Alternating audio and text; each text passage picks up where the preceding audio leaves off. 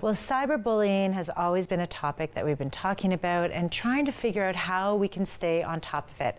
I'm super excited to invite our next guest on our couch, Sharon Vinderine, coming from Toronto, CEO, Parent Tested, Parent Approved. Thank you so much for joining us. Thank you for having me. Yeah, I feel like I'm just going to ask you the questions and you're just going to continue talking because okay, I feel done. As a parent, we're not in grade 7 and 8, we're grade 5 or grade 6. The kids aren't as involved, but I'm seeing it. It's coming our way and I don't know how to get on top of it. So what is cyberbullying? Cyberbullying is basically anything that's happening online through social media accounts where children are behaving in a manner, and it doesn't only have to be children, but in this case we're talking about children, are behaving in a manner that's inappropriate, that is derogatory, they're making fun of kids, they're using inappropriate language, they're sharing photos online without somebody's permission. So all of those things are considered cyberbullying. And do you feel like those kids who do it are doing it intentionally? Are they looking for a reaction? Like why?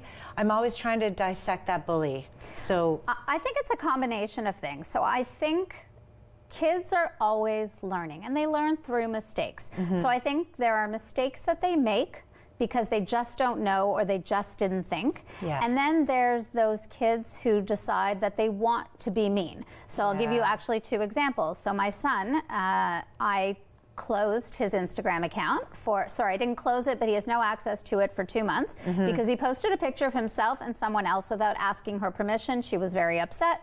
So he's lost access to his account. My daughter was actually cyber bullied, where a group of girls decided to start a little messenger group, and one of the girls in the group actually posted a photo of herself doing this, aiming it at my daughter and using all kinds of swear words. So obviously that was a really serious manner. Somebody, you know, pretends they're holding a gun, you get worried. So that's where it's a situation where somebody has purposely been, as far as I'm concerned, evil. Yeah. And another situation where, you know, a kid did it inadvertently. So we know the signs for sure. We need to know the signs in our children too, because they don't always talk about it. And technology, we're always trying to chase it to make sure we're on top of it. So what are some tips parents can do to engage and be on top of their children's sort of social media? So a few things that I think are really important. When it comes to your kids, become their own personal stalker. Meaning, follow them on all of their social accounts. Whether it's Instagram, Facebook, Twitter, Visco, there's so many different social media accounts. You need to get in the know to find out what accounts they're using, and you need to follow them. And you need to tell them you're following them, because if you do that, then they will think twice before they post. Which is great. It's not a mean thing. It is actually just, like we said, some people randomly do things without making the right choices. Absolutely. It makes you stop to think about it. And I also encourage parents, do not engage with your children on social media, because then they're more likely to start hiding accounts, setting up other accounts. So, you know, they don't want to be having conversations with you on social media. It's for connecting with their friends. So follow them, but don't engage. Are you one that you sort of limit use of social media, or you just let it be free until? You know, it depends. Weeknights, I definitely limit overall their access to the internet. So I guess in that respect, I'm limiting. The kids kind of set their own rules. I think Instagram is really the primary one that the kids are spending a lot of time on. That and Snapchat. So Snapchat I find to be very dangerous, because I think my kids aren't mature enough, or maybe they are, but I don't trust them enough to make responsible decisions. And kids think because a photo is going to appear on Snapchat for a brief period of time and then disappear, that it's safe. So I have told them they don't have access to Snapchat. It's been removed from their devices. And so your reason for that is when that picture does go up there, and I don't know.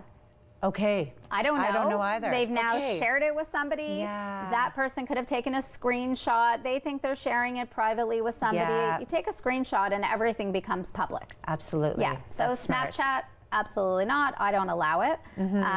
Instagram, they have their own rules. So Instagram, you know, if you're socially savvy and a teen, you know that you're only posting on your Instagram feed once a day. But now they've started creating what's called Finsta accounts, which are fake Instagram accounts. And that's where they're posting more embarrassing photos that they want to just share with their inner circle. So, you know, as parents, we need to make sure we're monitoring both. The kids usually set them up as private accounts, those Finsta accounts, but you should be following them as well. And that's when we keep the lines of communication open. Absolutely. I'm going to follow you, open what you want, because you were just saying with your daughter's experience, it was a group that was created. Was that the It was within Instagram. Okay. Yeah, a group chat. And so can you have your Instagram account and then create a group account? So you need to be on top of that with your No, kids? it's more a messaging area where you can have a chat with a bunch of people within Instagram. Okay, okay.